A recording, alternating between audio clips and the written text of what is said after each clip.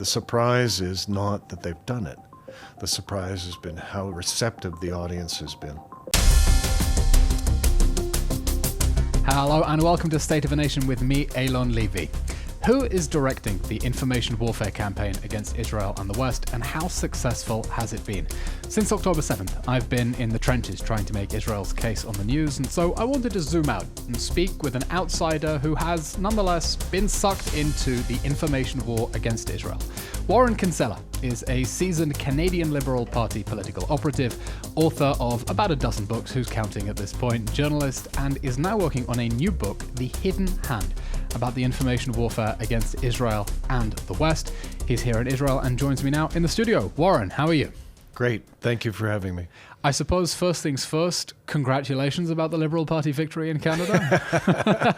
Why, I'm in a position of studied neutrality now. So I'm a newspaper columnist in Canada, so I'm not allowed to take sides. But it was, I think, yet another government re-elected as a consequence of the Trump effect. Really astonishing. I mean, Pierre Poilievre had such a wide lead. No one was counting the Liberal Party for a fourth victory, and they managed to do it. How did that happen? At the start of the year, the Conservative Party, led by Pierre Poilievre, was leading by nearly 30 points. It was just a question of how big their victory would be. It was potentially going to be the biggest parliamentary majority in Canadian history. And then a couple dramatic things happened in the month of January. Justin Trudeau left after 10 years as Liberal leader, and Donald Trump arrived. And Trump commenced doing something that he had not done in his first term, which was asserting some sort of dominance over Canada. At first, we thought he was joking and talking about us as the 51st state, mocking our leadership, Liberal and Conservative leaders alike, and saying the most extraordinary things about us and diminishing our role internationally. And Canadians stopped laughing and started getting very concerned. And it had a dramatic effect on public opinion. And Mark Carney, former governor of the Bank of England and the governor of the Bank of Canada, improbably became the leader of the Liberal Party of Canada, and even more improbably became Prime Minister select and then elect. And you had a rally around the flag effect as people began to think maybe Trump isn't joking about annexing Canada as the 51st state. Many issues, of course, on the agenda in Canada, from the cost of living and gas prices, and, of course, foreign policy issue regarding Israel and the safety of Jews in Canada. And I know that, studied neutrality, we'll get onto that in a moment. The election results have caused a lot of concern among the Canadian Jewish community because of how they see that the Liberal Party has either ignored or perhaps even fomented some of the hostility towards Israel and, by extension, the Jewish community. And I want to talk to you about how this information war against Israel applies to the Canadian context. But first of all, look, there's a massive information war that's taking place against Israel and against the West more broadly. We'll touch on that. It's an information war to demonize the Jewish state, but it didn't start on October 7th. It had been happening a long time before, an attempt not to criticize its policies in a war here or there, but to delegitimize Israel as a state. I wanted a moment to talk to you about how those dots are connected. But before that, I want to ask you, when did you first realize that the dots are connected, that this is, as you call it in your book, a campaign? In the third week of October. So my background, I'd been special assistant, as you pointed out, to a Prime Minister Jean Chrétien. And I've run many campaigns for Canadian, American, Israeli politicians. And, when you do that kind of work, you start to recognize the signs. And about the third week of October, I started to notice that there was some extraordinary things happening around the world. Before Israel had even commenced its ground incursion into Gaza, 2,500 protests around the world using messaging that looked segmented, looked like it had been the product of focus groups, professionally rendered signs, organizers who seemed to be paid and it turned out were being paid, some protesters who were being paid. It was a campaign. I spoke to some other people I knew in Canadian and American politics, and I said, gee, this looks like a campaign. They said, absolutely, this is a campaign with lots of money behind it. And so I started digging further into it as a newspaper columnist and then later on as an author. and found there were, in fact, people being paid to show up to protest. There were people receiving generous sums to organize. People's transportation, food, drink, people's legal representation in the event that they got arrested at a protest. Extraordinary things were happening, and very few journalists were paying attention to it. So who is coordinating it? If you're looking at it, if your analogy, and mine is that it's a campaign, I think the campaign manager is Iran. And it'd be no surprise to anybody here in Israel to hear that Iran is behind all sorts of events that are unhelpful to the state of Israel, but also to Western democracy. No surprise that Hamas and the other proxies of Iran are acting on this campaign that has been designed and devised by Iran. But the surprise became how effective this campaign was in Western democracy. So in Canada, regrettably, in the United States and in Europe, young people in particular, so Gen Z from about the ages of 18 to 24, millennials from about the age of 25 to 38, we were seeing it in public opinion research. Because when you're in a campaign or you're a journalist, as you know, your obligation is to tell the truth to your readers or to your listeners. And so I started looking at public opinion research and was showing an extraordinary amount of pickup among Gen Z in particular, and also to a slightly lesser degree, millennials. And I'm talking about stuff like, I support Hamas. I support the targeting of Canadian Jews. I believe that Israel needs to be wiped off the map. Like egregiously anti-Semitic, hateful points of view being embraced by wide swaths of young people. And, it was extraordinary because if you look at the research going back, as you know, the Anti-Defamation League in the United States, principally in the United States, for about 60 years has been following public opinion on prejudice. So the expressions of that are racism and anti-Semitism, and they'd always been moving in conformity. If you opposed racism, you opposed anti-Semitism. And about a decade ago, maybe less than a decade ago, young people started to move off. And while they professed to be still preoccupied with racism, they were becoming less and less concerned about anti-Semitism. My view is that Iran and its proxies saw this movement in public opinion and decided to take advantage of it. They were assisted by the pandemic at a point where young people were losing their convocation ceremonies and their graduation ceremonies and moving into this online world and kind of isolated from reality. Iran and these other entities, Russia, China, so on, took advantage of that. And so it's something that has been underway for a long time. As I say, nobody in Israel is going to be surprised by that. The surprise is the degree of success that they have achieved in Western democracy. And I want to understand why they've been so successful and what that means. But first of all, I do have to press, what evidence do you have that Iran is behind it? I mean, there is a psychological phenomenon where often we see patterns where none exist. And perhaps it is tempting to believe that actually a lot of spontaneous protests are connected by an invisible hand that is guiding them, when in fact there is not. So, I mean, what hard evidence do we have that Iran has played a serious role beyond funding a protest here, a protest there? Because this is a global movement. It is indeed. In any crime, the best piece of evidence, I say this as somebody who's been a lawyer and I've practiced criminal law, the best piece of prosecutorial evidence is a confession. And Iran, at the point where the protests at Columbia and McGill and UCLA and Oxford and elsewhere were becoming more and more pronounced, it had moved from being against treatment of the Palestinians, and it actually transformed itself into open anti-Semitism, and in some cases advocacy for Hamas and PFLP and so on. At that point, I think the campaign manager has said, well, we can kind of cop to this. It's actually going quite well. And we saw the supreme leader in Iran and others indicating, yeah, we believe that we should support these young people in the West, and we will and are supporting these young people in the West.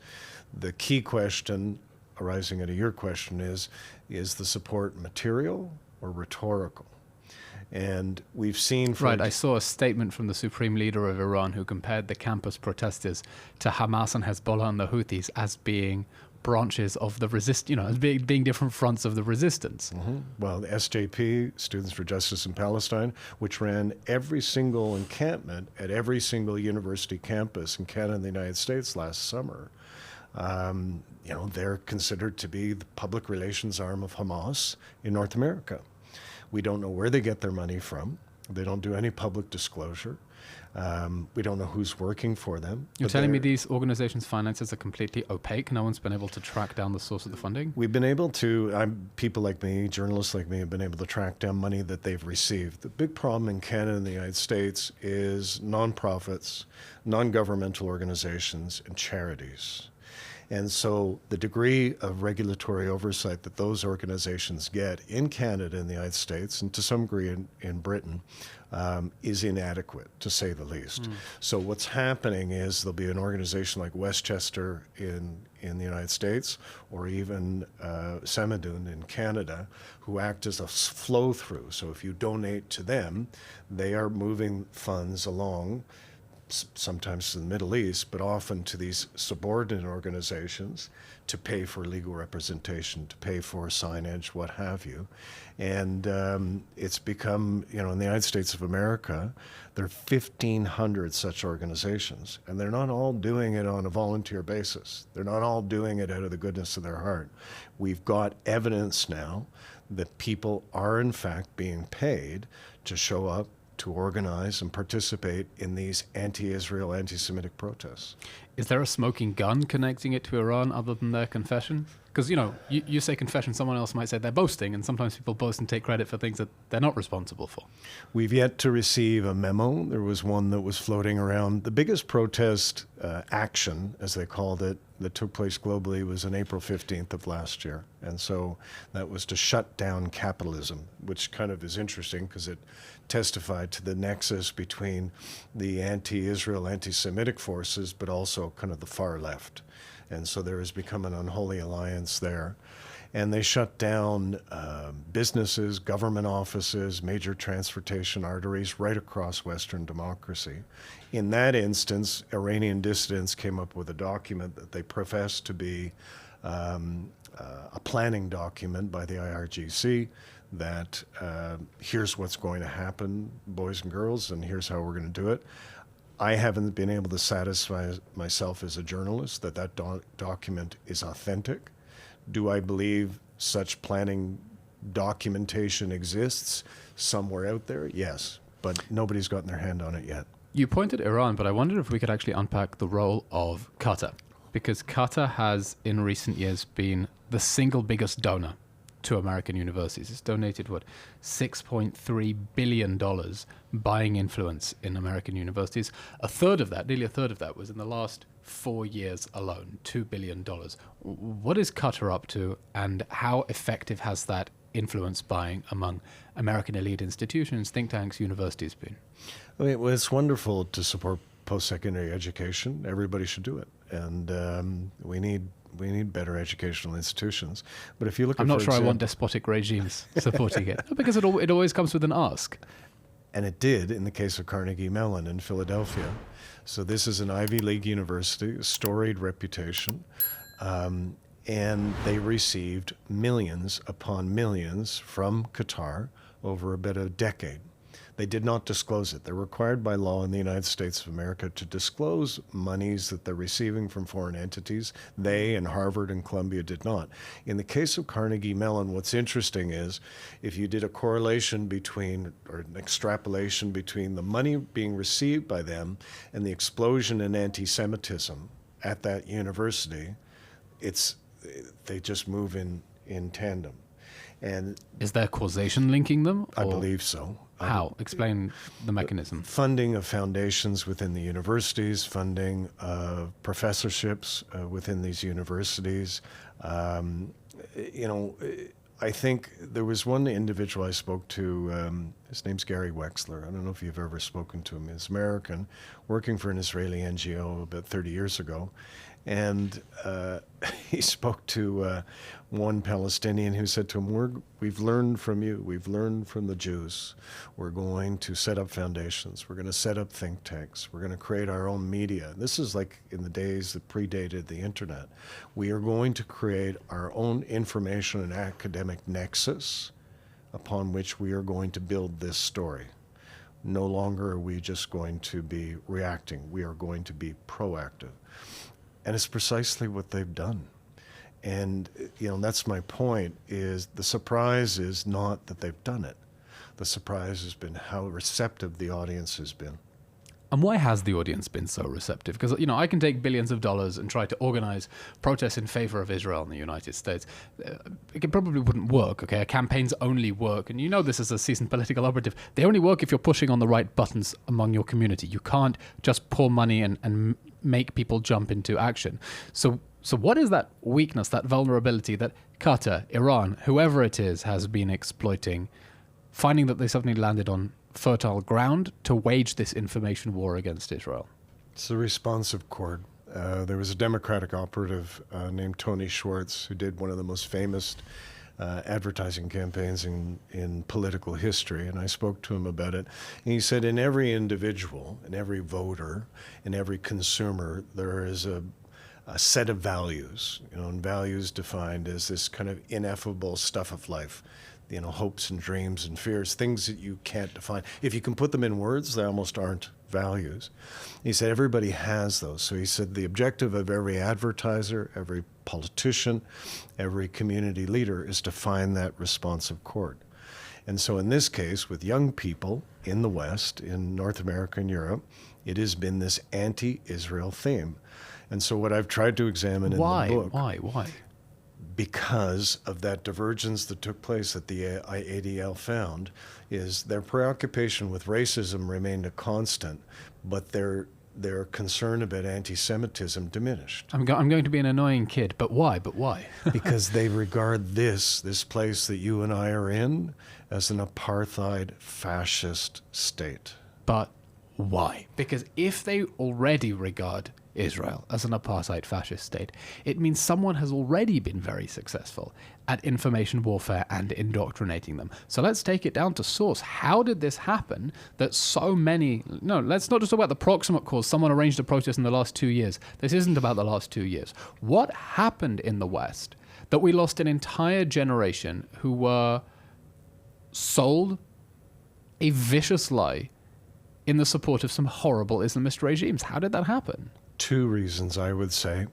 So there was this divergence in public opinion where they started to believe that by opposing Israel, they were opposing racism. It was an apartheid state in the way that South Africa was. By opposing Israel, it's not that by opposing Israel they're standing up to, they're opposing the West, although those may be interconnected. It's by opposing Israel, they're opposing racism. Correct. Writ large. And you come here, anybody who comes here, it's this diverse, pluralistic state. But the two things that have happened that are consequential for young people and all of us is the economic collapse of the traditional media. There's no Canadian news bureau in the state of Israel now. None. Into that void has entered Hamas. Hamas had in Gaza a team of 160 people churning out social media, which is the other part of the story, is the social media growth within the organization of the bad guys. And I say this as somebody who loves Israel and loves the Israeli people. Israel really sucks at telling its own story. That's why guys like you are important. That's why I reached out to you for my book, is Israel has a story to tell that is completely different than the prejudice that is developed throughout Western democracy. But when you have no more news organizations here documenting that story, when you have a very capable social media enterprise being developed by monsters in the shape of men, then you're going to start to lose the communication, the information war, as you have put it so many times. And that's what I believe. I believe Israel will ultimately prevail militarily, but it is getting its ass kicked on the information war front. Right, so the problem isn't so much the traditional media as the fact that traditional media are being bypassed by terrorist groups who are very good at propaganda, who are able to touch on a vulnerability in the Western mindset, which is the perception that standing up to Israel means standing up to racism. And yet I come back to the question, if that perception has already taken root, it means there was an information war waged many, many decades ago that was successful. So how did people in Canada come to see standing up to Israel as being standing up to racism rather than standing up for, the one minority in the Middle East that was able to form its own state out of the rubble of the Ottoman Empire? That is the way to stand up to racism. That taking the side of the country founded by Holocaust survivors and Jews kicked out of Arab countries, that's the way to stand up to racism. And it's the country where if you're gay, you're safe. And that is not true of any of the countries surrounding. If you are somebody who believes that democracy is the vigorous exchange of opinion, it's the only place where you're safe. Yeah, it doesn't get more vigorous than here. Yeah, okay. But so how is it? Again, it testifies to the fact of the campaign. It is extraordinary that they've been so successful at getting their story out in the face of contrary facts. And so, what I believe is it's a campaign that has been, as Gary Wexler and others have said, it's been underway for 30 years. And that the bad guys have decided we are going to create our own think tanks. We're going to have our own foundations. We're going to target academia. In particular, they're going to target the Amnesty Internationals and the Human Rights Watch and Oxfam and Doctors Without Borders, because young people are attracted to the persuasion of those institutions as well. Unions, academics, so on. So basically... Right, a generation that ironically claims to be the most independent and individualist really holds a lot of store by the halo effect of organizations with fancy sounding names like Save the Children or Amnesty International. Yeah, for sure. And, I was, it seems like a long time ago, but I was young once. And I was like every young person, you oppose your parents, you oppose government, you oppose your teachers and so on. And as you get older, you start to learn, of course, that there's much more grays in the atmosphere than you considered. But these guys have been very capable, like a multinational, like some of the professional political parties, at segmenting their messaging for a particular audience. And so if you look at the public opinion research, and this is I don't want to depress the hell out of everybody. If you look at the public opinion research, over about the age of 40 in Western democracy, there's overwhelming support for Israel. There's overwhelming support for the notion that Israel should be able to defend itself within safe and secure borders, that Israel has a right to defend itself against this cult of murderers. But there is divergence within this group from about 18 to 38. And it's the product, I believe, of this concerted, well-funded, well-organized campaign that's been underway for many, many years. Do you think that trend is inevitable? Will these people simply waltz into positions of power and that's it? There's just a generational change in Western countries are going to turn on Israel inevitably, or is there still some wiggle room? It's like in any political campaign, I'll tell you, it's never one thing.